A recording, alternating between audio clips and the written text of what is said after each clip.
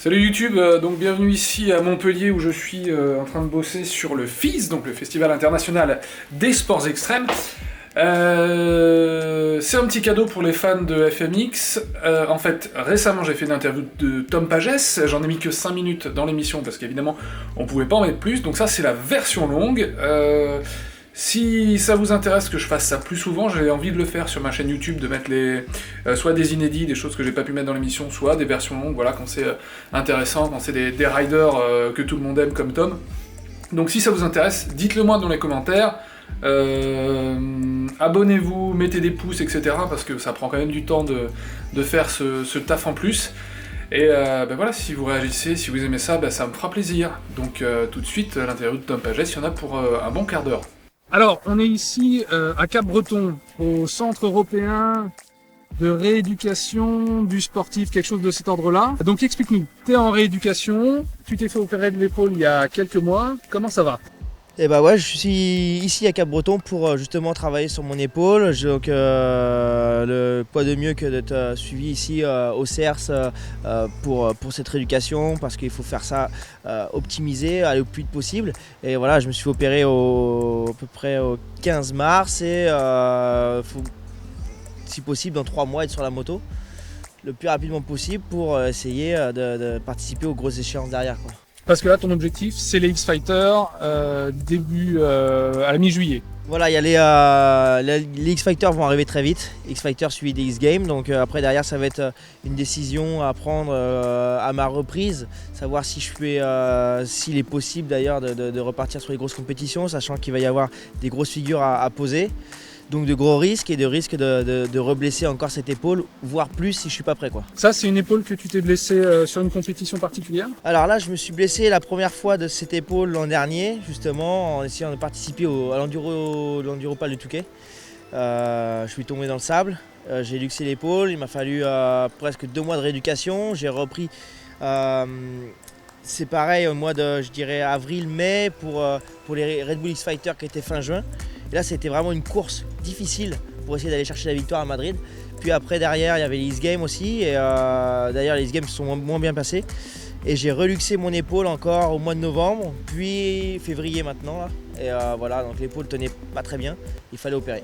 Ton retour, il est prévu, tu l'espères, pour les X-Fighters de Madrid. Ça reste quand même ton gros rendez-vous de l'année. C'est chez toi, si on veut, ta compétition que tu gagnes tous les ans depuis tellement longtemps maintenant. Tu imagines ne pas pouvoir y participer, sachant que tu es quadruple tenant du titre ? Alors ça, c'était une décision vraiment difficile par rapport à cette opération. En fait, le fait de m'être blessé au mois de février, je pouvais ne pas me faire opérer. Ça me laissait 1 mois et demi sur la touche pour revenir quand même au mieux sans l'opération. Et voilà. Mais je prenais quand même le risque de ne pas être prêt pour Madrid. Donc dans tous les cas, j'ai décidé de me faire opérer. Il fallait opérer. Ne pas être présent à Madrid, ça va être difficile, sachant que je suis content quand même de mes performances, de mes prestations des années précédentes. Donc j'aimerais retourner. Évidemment, si je retourne, j'espère, j'ai visé la victoire. Et là, je pense qu'en une semaine, si je reprends la moto, ça me laissera 1 semaine, 15 jours. Ça va être compliqué d'aller chercher Josh ou Clinton. Et donc voilà, on verra bien. Justement, les X-Fighters cette année, comme l'année dernière d'ailleurs, ils ont cette spécificité de proposer deux places pour des jeunes pilotes. On le sait, dans le FMX, le renouvellement des sportifs et de ta génération est assez compliqué, c'est-à-dire qu'on ne voit pas trop les jeunes venir. Et cette opportunité de faire venir, par le vote des internautes, notamment des nouvelles têtes sur le circuit, toi, c'est quelque chose que tu vois d'un bon œil ? Moi, ce que Red Bull met en œuvre pour les novilleros, c'est-à-dire ces jeunes pilotes qui vont arriver dans le sport, c'est énorme en fait, parce qu'ils pensent eux créer un événement, et ils pensent aussi aux générations futures, plus jeunes. Parce que c'est vrai que moi ça fait 10 ans que je suis dans le milieu, dans le sport, on est tous plus ou moins maintenant ici depuis 10 piges, et du coup il faut de la chair fraîche, mais parce que nous aussi on se blesse et c'est difficile. Après on arrive aussi à un niveau où le sport, où il faut des infrastructures assez poussées, assez importantes pour pouvoir progresser. Que ce soit les rotations, les quarters, les airbags, les bacs à mousse, etc. Et quand on commence le freestyle, pour avoir tout ça, c'est difficile. Donc pour arriver au meilleur niveau, ça prend beaucoup de temps. Et c'est pour ça que peut-être ça prend du temps aux jeunes pour la relève en fait. Ouais, parce que pour maîtriser une figure, ça va de 6 mois à 2 ans en fait, hein, c'est ça. Ça va ouais, tout dépend en fait, je dirais ses capacités. Parce que moi, mettons le bike flip, ça m'a pris 5 ans. 5 ans, j'ai quand même un bac à mousse, les rampes qu'il faut, j'ai investi pour, j'ai d'autres figures comme mettons le volt ou les special flips, les body varials, ça prend aussi énormément de temps, c'est beaucoup de risques. Et voilà, je sais que il y a beaucoup d'Australiens, des jeunes qui arrivent. Après en France, je connais très peu la scène amateur, mais il y a quand même des amateurs qui roulent. Après, pourquoi ils n'ont pas fait la demande pour le moment pour Madrid, je sais pas. Mais il faut essayer. Oui, parce que s'ils veulent, ils peuvent tout à fait s'inscrire, Je envoyer leur vidéo. En fait, c'est ça. Le rider se filme, envoie sa vidéo et les internautes votent ensuite pour le faire monter dans le classement. Exactement, ouais. Il y a 2 places à Madrid. On est 12 pilotes, donc pour le moment il y en a 10 de prévus. Il y a 2 places pour 2 jeunes. Et maintenant il faut aller donc, sur le site Red Bull is Fighter, poser sa candidature, envoyer sa vidéo. Et puis voilà, on va voter pour. Si c'est un Frenchie, on va y aller. Nous. Maintenant, on va parler un peu technique et on va parler des rampes. Ta grande innovation, ce qui a marqué les esprits ces 2 dernières années, c'est les fameuses rampes avec un plateau à bascule sur l'extrémité, avec lesquels tu as passé des front flips et puis le front flare aussi, sur un quarter pipe. Est-ce que tu vois d'un bon œil la démocratisation de ces rampes? En fait, déjà, là, cette rampe à bascule, moi, c'est une rampe que j'ai découvert chez Travis Pastrana. C'est Paris Rosen qui tentant le premier double front flip à apporter. Donc moi, j'ai développé un peu ma rampe aussi parce que j'avais pas les mesures, les cotes. Personne m'a donné un plan. Donc j'ai j'ai reproduit un peu ce que j'avais vu, mais ça a pris du temps. Et donc de là, je me souviens que Pascal au Finistère Show, l'organisateur du Finistère Show, m'a demandé Tom, est-ce que tu veux faire le front flip? Et moi, j'avais pas vraiment envie de repousser l'entraînement sur le front flip que je faisais avec mon frère Charles, qui était vraiment difficile sans la bascule, beaucoup de risques. Et donc voilà, moi je me suis pris au jeu, j'ai été avec cette bascule, mais donc ça m'a permis de faire un front flip facile pour le public. Pour essayer de donner du show au public français, etc. Voilà, des nouvelles choses. Maintenant, la rampe commence à se démocratiser, plus de pilotes commencent à l'avoir. Je sais qu'à Madrid, il va certainement y avoir cette rampe aussi. Maintenant, ce qui va être intéressant pour moi, ça va être bien évidemment de revenir et de faire le front flip sans cette bascule. Pour prouver aux gens, comme Jack Ostrong, que cette rampe-là, si le trick existe sans la bascule, il faut revenir sans. Et ça va être je pense que ça va être pour moi un jeu assez cool, c'est-à-dire un gros challenge. C'est de repousser ces rampes en dehors du sport, sachant que tu peux faire ces figures bien sûr sans la bascule. Et voilà. Après sur le quarter pour le front flare, ça c'est une idée que j'avais parce que j'ai toujours travaillé un peu tout sur les quarters aussi. Et ne réussissant pas le front flare sans la bascule, je me suis dit que ça pouvait m'aider à terminer le dernier quart qui me restait. Et c'est ce qui s'est passé en fait. Donc voilà, après si demain je réussis sans cette bascule aussi, la bascule partira, c'est sûr. Et est-ce qu'on peut imaginer que mettons la rampe à bascule qui te permet de faire le front flip de façon relativement facile, permettent ensuite d'agrémenter ces front flips de différentes variations comme on les a sur les rampes classiques. Ça c'est une évidence. C'est que,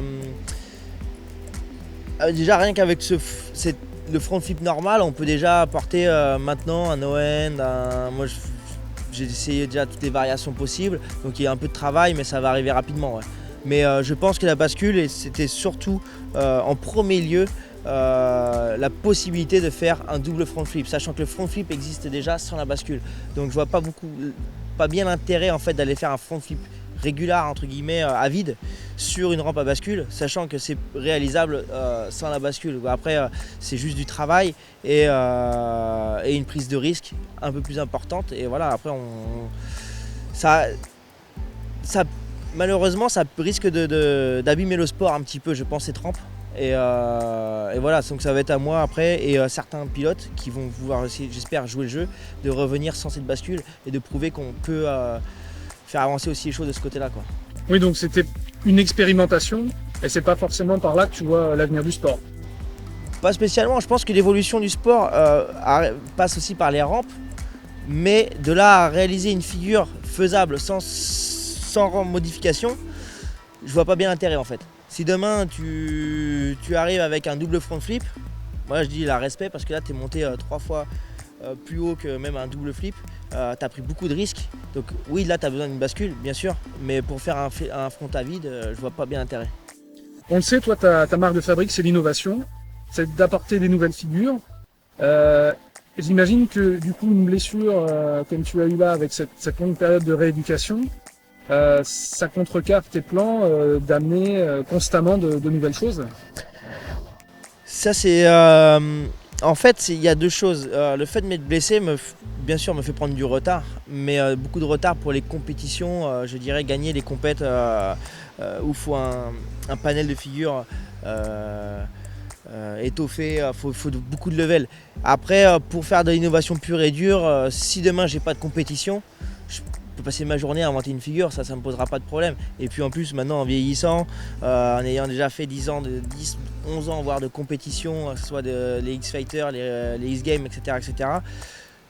J'ai envie aussi de prendre plus de temps pour encore innover encore plus et moins aller juste faire une compétition avec des figures acquises, quoi. Voilà, ce que fait Travis, c'est toujours été un exemple pour moi et de plus en plus, lui il décide d'aller travailler un double flip Superman. Il a passé 3 mois dessus, il va rigoler, il aura fait ça, il aura kiffé, quoi. Et c'est vraiment ça qui me plaît aussi. Et puis voilà, donc après, le fait d'avoir réussi à gagner des compétitions, gagner 4 fois Madrid, mettons, j'ai quand même gagné ma liberté et la possibilité de faire un peu ce que je voulais. Donc ça c'est cool. Donc on imagine sans doute de nouvelles vidéos aussi à l'étude pour valider ces nouvelles figures. Ah bien sûr, il va falloir des vidéos, des événements, des événements best trick aussi, ça j'aime beaucoup. Que ce soit le OSX Open en Australie, le Supercross où il y a le best trick. Donc là on voit aussi Jack Ostrong arriver fort, on voit Clinton Moore et c'est des battles, voilà. Donc les Red Bull X-Fighters baissent d'un côté, on garde Madrid, la plus grosse étape, il y en a d'autres qui se créent et il y a toujours de la place pour les grosses figures, c'est sûr. Sur ces grosses figures, justement, ta préférence, c'est de rester sur des réceptions en terre classiques ou d'expérimenter aussi les types de réceptions qu'on peut voir dans les Nitro War Games qui sont sur des surfaces artificielles. Mais ça, c'est comme la rampe à bascule, en fait. C'est une réception un peu en rési ou airbag, etc., qui amortit la chute. C'est top quand la figure est juste trop risquée pour la terre. C'est hyper important. On a vu beaucoup de crash au X Games sur des best tricks difficiles sur la terre béton armé où la réception n'était pas spécialement préparée pour. Mais d'un côté, la terre c'est aussi bien pour valider certaines figures. Je ne vais pas aller faire un flip simple ou même un double flip sur un airbag parce que ça se pose. C'est possible de le poser sur la terre. Donc voilà, il faut adapter la figure en fonction de la réception, je pense. L'un de tes grands faits d'armes cette année, c'est la vidéo Homeworks qui a absolument cartonné sur les réseaux sociaux. Est-ce que cette ligne parfaite que tu réalises dans cette vidéo, de manière très épurée, ton rêve, c'est de la réaliser sur une compétition ou au contraire, c'est de continuer à proposer sur d'autres vidéos des variations sur ces lignes qui sont quasiment impossibles à poser dans une compétition classique? En fait, l'origine de cette vidéo, c'était surtout le fait d'avoir toujours des problèmes pendant les compétitions, toujours le fight avec les organisateurs, que ce soit aussi les rider meetings, en essayant d'avoir certaines rampes, certains modules, d'apporter l'innovation et tous ces bâtons dans les roues qu'on me mettait en essayant de me brider, sachant que je pouvais gagner les compètes en apportant des nouvelles choses. Donc c'était un peu, cette vidéo me laissait la possibilité de m'exprimer comme je voulais. Donc ça a pris 3 ans, et bien évidemment ça a commencé je dirais quasiment fin 2013, enfin 2014 je trouve le terrain. Il faut faire toute la piste que pour la vidéo. Parce que c'est Homeworks mais c'est pas chez moi en fait. Et voilà, il a fallu monter toute pièce. En 2015 on a filmé, je suis tombé. Et ça s'est réalisé en 2016. Après, le fait d'avoir travaillé sur cette vidéo, d'apporter aussi un niveau d'exigence important, des nouvelles figures, ça m'a aussi bien sûr fait progresser pour les compètes. Et avoir une aisance plus facile sur la trois quarts des figures. Parce que Homeworks c'est filmé en 3 jours. Et sur 3 jours, avoir ce panel de figures, sans même poser le coude par terre, c'était vraiment top quoi. De passer du front au double flip, sans m'entraîner entre chaque journée, pas la possibilité de faire du bac à mousse entre temps. C'était compliqué sur les derniers jours de tournage, sur les 2 derniers jours, ça a été vraiment. J'étais déjà épuisé parce que j'avais déjà posé le double, le front, le special flip. On s'en rend pas trop compte, c'est un saut dans la forêt. Je suis en 3e, donc c'est un saut de presque 27 à 30 mètres. Et c'est la première fois que je fais un special flip aussi long. Il y avait beaucoup de risques, presque plus que sur le double, sur celui-ci. Et voilà, ça a été très très chaud. Et j'espère à l'avenir peut-être apporter Homeworks 2 quoi. On imagine l'année prochaine ? Je pense que là ça va partir plutôt pour ça va être ça 2018 j'imagine. Le temps, ça prend beaucoup de temps. Là on récapitule, rééducation, si possible Madrid, X Games. On imagine le Finistère Show comme l'année dernière. Finistère Show, ouais. Bien sûr, Finistère Show, il faut être présent. Il modifie la piste là-bas, donc on va avoir une piste encore meilleure pour s'exprimer. Le parc va être au top, donc de là, je vais imaginer d'autres choses, j'espère. Et puis apporter, si possible, des choses un peu compliquées aussi au Finistère Show. Derrière, il va y avoir Sydney encore, j'espère, le Supercross. Et après, il va falloir travailler tout l'hiver pour rattraper le niveau perdu quoi. Bon ben voilà, merci à Tom de nous avoir reçus ici dans sa retraite studieuse et on l'espère bientôt terminée. Tom, nous on va retourner retrouver un autre pilote, Mike Valade, qui fait du pitbike. Le pitbike c'est une discipline aussi à laquelle tu t'intéresses, j'imagine, comme tous les sports de moto. Ouais, moi aussi j'ai une pitbike là. Par contre je fais pas de course avec, mais plutôt du bac à mousse. Donc voilà, c'est pas la même discipline. Parce que tu expérimentes des figures sur ce petit format de moto. Et ouais, j'ai un peu toutes les tailles de moto, jusqu'à la 250, jusqu'à la mienne, et de la plus légère à la plus lourde, à la plus compliquée. Et voilà, je travaille, je développe tout en bac à mousse. Ok, écoute, merci Tom, et puis on retrouve Mike tout de suite. Voilà, c'est terminé pour cette interview super intéressante avec Tom. Tom, je pense qu'on le retrouvera dans l'émission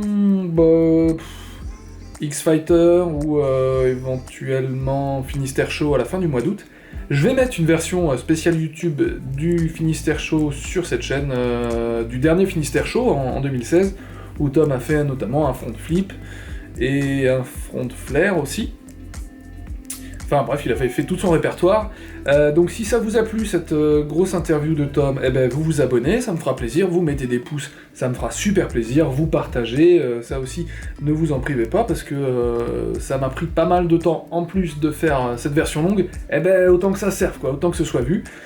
Voilà. Et puis, donc il y aura bientôt encore du FMX, du freestyle motocross sur cette chaîne YouTube, il y aura plein d'autres choses, en fait, j'ai pas mal de trucs dans les cartons. Ce serait bien que je les partage avec vous. Voilà, en vous remerciant, Kenavo les gens.